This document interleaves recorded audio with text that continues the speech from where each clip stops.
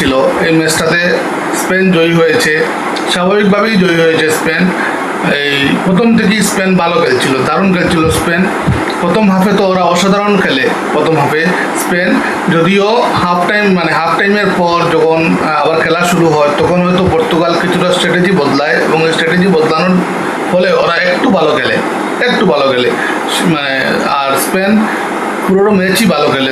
স্পেনের যে ইয়ামাল তো অসাধারণ খেলেও, প্লাস আরেকটা কি এই জার্সি নাম্বার 7 ও এই সাবস্টিটিউট হয়ে আসে মাঠে যখন 80 মিনিটসের আশেপাশে বা 75 মিনিটসের আশেপাশে, তখন কিন্তু ম্যাচটা একটু অন্যভাবে হয়ে যায়। আর মনে হচ্ছিল ম্যাচটা এক্সট্রা টাইমে গড়াবে। 12:30টায় শুরু হয় ম্যাচ, 2:30 যখন বেজে যাচ্ছে তখন 90 মিনিটসের আশেপাশে 90 মিনিটস হয়ে যায়। 90 মিনিটসের পরে এক্সট্রা টাইমে প্রথম মিনিটেই ওরা স্পেন গোল করে নেয়। আমি ভাবছিলাম যে হয়তো ম্যাচটা আরও আধা ঘন্টা এক্সট্রা ম্যাচটা গড়াবে আর ঘুমের 12টা বেজে যাবে, কিন্তু এরকম কিছুই হয়নি। 91 মিনিটের সময় স্পেন একটা গোল করে নেয়, আর পর্তুগাল পারেনি গোলটা ফেরাতে। ক্রিস্টিয়ানো রোনাল্ডোর জন্য লাস্ট বিশ্বকাপেও খেলতে পারলো না ভালো করে। ও মাত্র 3টে গোল করেছে এই বিশ্বকাপেও। 6টা বিশ্বকাপ খেলেছে এখন পর্যন্ত, সব বিশ্বকাপ মিলিয়ে খুব একটা গোলও করতে পারেনি। ও মাত্র 11টা গোল করেছে। ও যেরকম খেলোয়াড় সেভাবে বিশ্বকাপেও ফুটে উঠতে পারে না। ওর দলের খেলোয়াড়রা হয়তো ওকে সেইভাবে সাপোর্ট করে না। মেসিকে যেভাবে আর্জেন্টিনার বাকি খেলোয়াড়রা বল এগিয়ে দেয়, বা মেসি যেভাবে বল এগিয়ে দেয়, এরকম কিছুই ক্রিস্টিয়ানো রোনাল্ডোর ক্ষেত্রে হয় না। সেজন্য হয়তো সেরকম এগিয়ে যেতে পারে না ও ওর দলের হয়ে, সেভাবে প্রদর্শনও করতে পারেনি ও। আজকে আর্জেন্টিনার ম্যাচ রয়েছে রাত্রিবেলা 9:30টার সময়। এই ম্যাচটা দেখার জন্য মুখিয়ে রয়েছে। এদিকে আজকের এই পত্রিকার হেডলাইনে হলো গিয়ে চম্পত রায়ের ইস্তফা গ্রহণ, রাম মন্দির ট্রাস্টের নতুন সাধারণ সম্পাদক বজরং বাগলা।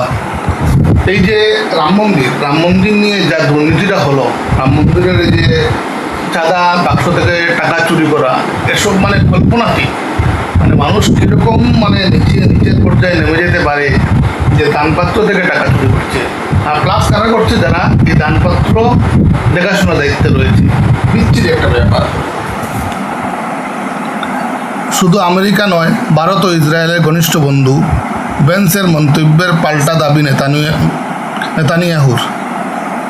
হাইকোর্টের বেঞ্চ হচ্ছে বরাকে, আদালতের সুপারিশ মিললেই ব্যবস্থা। যুগসংখ্যার সংবাদের উদ্ধৃতি দিয়ে বরাকের গণদাবি বিধানসভায় উত্থাপন কমলাক্ষের। ইন্দোনেশিয়ার আকাশে যুদ্ধবিমানের বিশেষ অভ্যর্থনা, সাংস্কৃতিক অনুষ্ঠানে মোদিকে স্বাগত জাকার্তায়। অ্যাক্ট ইস্ট নীতি ও মহাসাগর ভাবনাকে আরও শক্তিশালী করার বার্তা প্রধানমন্ত্রীর। শুধু বড় বড় জিনিসই বলা হয়, কিন্তু কাজের কাজ খুব একটা হয় না। অসমে 1.2 লক্ষ বিদেশি শনাক্ত, বহিষ্কার 31,779। নগাঁওয়ে সবচেয়ে বেশি ঘোষিত বিদেশি, বরাকের শীর্ষে কাচাল। এসব বাদ দিয়ে কাজের কাজটা করুক ওরা। অনুপ্রবেশকারীদের রেয়াত নয় শাহ, শুধু অনুপ্রবেশ নিয়ে কথাবার্তা। গরমেও অসহনীয় বিদ্যুৎ সংকট, বিধানসভায় হুলস্থুল কংগ্রেসের। বর্তমানে কিন্তু একটা বিদ্যুৎ সংকটটা আবার দেখা দিয়েছে। আজকে থেকে 8-10 বছর আগে যেভাবে আমরা লোডশেডিং নামক ব্যাপারটা শুনতাম, সেটা কিন্তু প্রায় বন্ধ হয়ে গেছিল গত কয়েক বছর ধরে। কিন্তু এবছর আবার দেখছি লোডশেডিং হচ্ছে বা কন্টিনিউ কারেন্ট যাচ্ছে। এসব ঠিক না কিন্তু। আর কংগ্রেস এই ব্যাপার নিয়ে বিধানসভায় সরব হয়েছে, খুব ভালো কাজ করেছে, একদম ভালো কাজ করেছে। অনেকে হয়তো বলবে যে বিদ্যুৎ তো আগের তুলনায় বেশি পাওয়া যাচ্ছে। আগের তুলনায় কী আবার? প্রধানমন্ত্রী নরেন্দ্র মোদী তো 2014 সালেই বলেছিলেন যে 24 ঘন্টা আমরা বিদ্যুৎ পাবো, তাহলে একটু সময়ের জন্য কোনো বিদ্যুৎ চলে যাবে। হ্যাঁ, প্রাকৃতিক কোনো বিপর্যয় এসেছে, তুফান হচ্ছে, তখন একটু সময়ের জন্য কারেন্ট চলে গেছে, আমরা কিচ্ছু বলবো না। কিন্তু ইন জেনারেল কেন কারেন্ট যাবে আবার? সেমিকন্ডাক্টর, পরিচ্ছন্ন জ্বালানি ও ভাষা প্রশিক্ষণে জাপানের সঙ্গে হাত মেলাতে চায় অসম।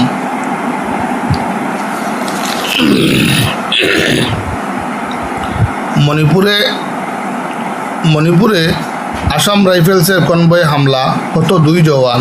মণিপুরে যে কী হচ্ছে, বা মিজোরামে যে কী হচ্ছে, মিজোরাম না, মণিপুরটা একদম একটা বিচ্ছিরি জায়গায় রয়েছে। মণিপুরের এই যে কুকি, নাগা আর মেইতি, এরা যে ঝগড়াটা করছে না, এসব নিয়ে শান্ত হচ্ছে না মণিপুর। আর বিচ্ছিরি অবস্থা চলছিল মণিপুরে।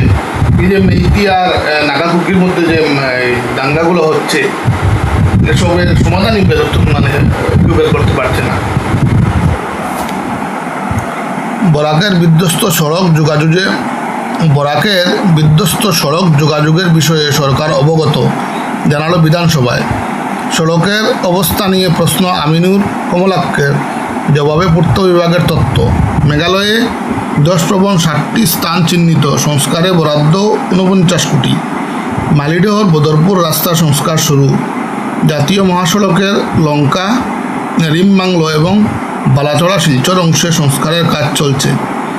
বদরপুর মালুয়া বাইপাসের অগ্রগতি 70.59%। কবে শেষ হবে এগুলো? পাঁচগ্রাম বাইপাসের অগ্রগতি 52.29%। এই যে একটা অবস্থা, এই যে একটা দৃশ্য, এই দৃশ্য দেখে লজ্জা লাগে না কারোর? চরম বেহাল বদরপুর শিলচর রোডের মালিডহর এলাকা। তারপর 4 বছরে 26 লক্ষ পড়ুয়া কমেছে সরকারি স্কুলে, অখিলের দাবি খারিজ শিক্ষামন্ত্রীর। তথ্য বিভ্রাট, ইউডাইসে ভুয়ো পড়ুয়া, সন্তান জন্মানোর হার কমাকে দায়ী করলেন রনোজ। এটা ঠিক কথা। অপরাধ কম দেখাতে রেজিস্টার হয় না এফআইআর, পীযূষ অখিল বাগযুদ্ধ। অখিল গগৈ কিন্তু সব কথা তুলে ধরেও। ভারতে নীরব মোদীর প্রত্যার্পণ শুধু সময়ের অপেক্ষা, বন্ধ আইনি পথ। ইউসিসি বিলে অনুমোদন না দিতে রাজ্যপালের দ্বারস্থ আজমল, কাজ হবে না। বিজিবির আপত্তি, শ্রীভূমিতে উন্মুক্ত 4.35 কিলোমিটার সীমান্ত, বিধানসভায় জানালেন অতুল বরা। ব্রাজিলের মুকুটহীন সম্রাট নেইমার, মেটলাইফ স্টেডিয়ামেই অভিষেক ও বিদায়। নেইমারের কিন্তু বিদায় হয়ে গেল। নেইমার বলেছে ও আর খেলবে না, আর পারবেও না। ও এত বেশি মানে ইনজোর্ড থাকে, ও পারবে না, আর ওর দ্বারা হবে না। পেনাল্টি মিস ব্রুনোর, হালান্ডের জোড়া গোল। বাইকিংয়ের তালে দুলল স্টেডিয়াম, স্তব্ধ সাম্বা। হেক্সায় জয় ব্রাজিলের। এই যে নরওয়ে আর ব্রাজিলের ম্যাচে নরওয়ে জয়ী হয়েছে, তারপর এদিকে নরওয়ের হল্যান্ড ও 2টো গোল করেছে। একটা গোল করেছে হেডার থেকে, অন্য একজন বলটা দিয়েছে। আরেকটা গোল করেছে ও ডিবক্সের বাইরে থেকে, ও লেফট লেগ দিয়ে কিক করে। এটা অন্য দক্ষিণ জার্সির খেলোয়াড় দিয়েছে। 2টো গোলই ওর মানে সামনে থেকে দিয়েছে, ও সামনে পেয়ে গেছে বল, তাই দিয়েছে ও। আর ওকে নিয়ে এত চর্চা হচ্ছে। আমি আজকে ফেসবুকে নিয়ে একটা পোস্ট করেছি যে ফুটবল কিন্তু এমন একটা খেলা যেটাতে যে ভালো খেলে ওর কথা সবসময় উঠে আসে না, বা যে দল ভালো খেলে ওর কথা সবসময় উঠে আসে না। যে গোল করলো ওর কথাই উঠে আসে। হল্যান্ড আহামরি কিছু খেলেনি, ও শুধু গোলগুলোই করেছে। মেসির মতো একা গোল করতে পারে না, আর মেসির মতো বল বাড়িয়েও দেয় না ও। মেক্সিকোর অদম্য লড়াই, শেষ 8-এ পায় ইংল্যান্ড দলটা ভালো খেলছে। বেলিংহাম হোক বা এই যে কী বলে ওটা হ্যারি কেইন হোক, সবাই ভালো খেলছে। উইম্বলডনে তারকা পতন, ছিটকে গেলেন সাবালেঙ্কা। জিম্বাবুয়ে সিরিজে শ্রেয়সে আস্থা বোর্ডের। কলম্বিয়াকে আটকানো এখন বড় চ্যালেঞ্জ সুইজারল্যান্ডের কাছে। দুনো দলই ভালো দল। কে পা গলাবেন গোল্ডেন বুটে, মেসি, এমবাপে নাকি হল্যান্ড? গালে নিঃশ্বাস ফেলছেন হ্যারি কেন।